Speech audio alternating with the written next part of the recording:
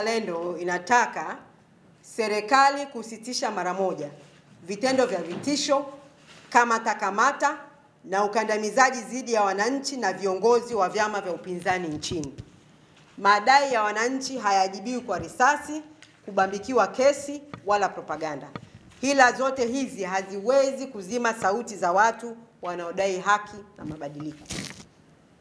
Tunaitaka serikali kuachia huru viongozi wote wa kisiasa na wananchi waliobambikiwa kesi mbalimbali kutokana na matukio ya tarehe 29 Oktoba na siku zilizofuata kama hatua ya awali kabisa ya kuweka mazingira ya kuliweka taifa pamoja.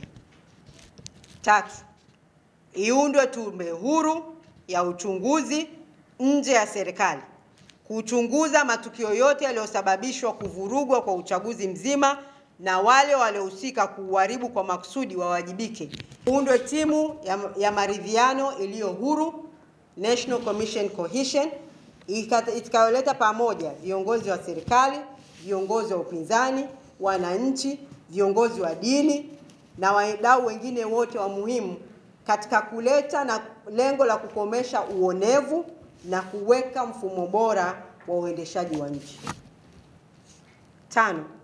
Tunataka mageuzi ya kidemokrasia, hususan katiba mpya itakayounda tume huru ya uchaguzi, itakayoweka mipaka iliyo wazi kati ya dola na chama tawala na kuweka uhuru wa vyombo vya habari na vyama vya siasa.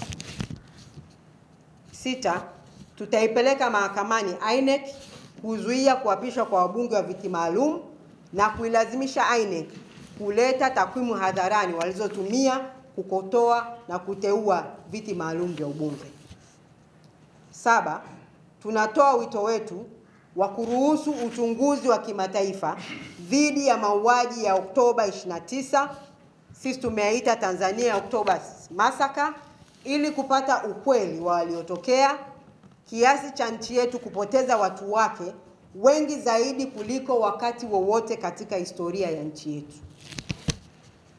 Pia tunatoa wito kwa Watanzania wote kuwa na mshikamano wakati huu ambapo taifa letu linapita kwenye mtihani mkubwa, na kuhakikisha kuwa kwa pamoja tunapigania haki za raia. ACT Wazalendo inaamini kuwa Tanzania haitajengwa kwa hofu na risasi, bali kwa uadilifu wa viongozi na uongozi uliopata ridhaa ya wananchi. Watawala wasidanganyike. Hila, vitisho na mauaji haya si dalili ya nguvu zao, bali ni ushahidi wa udhaifu wao wa kisiasa.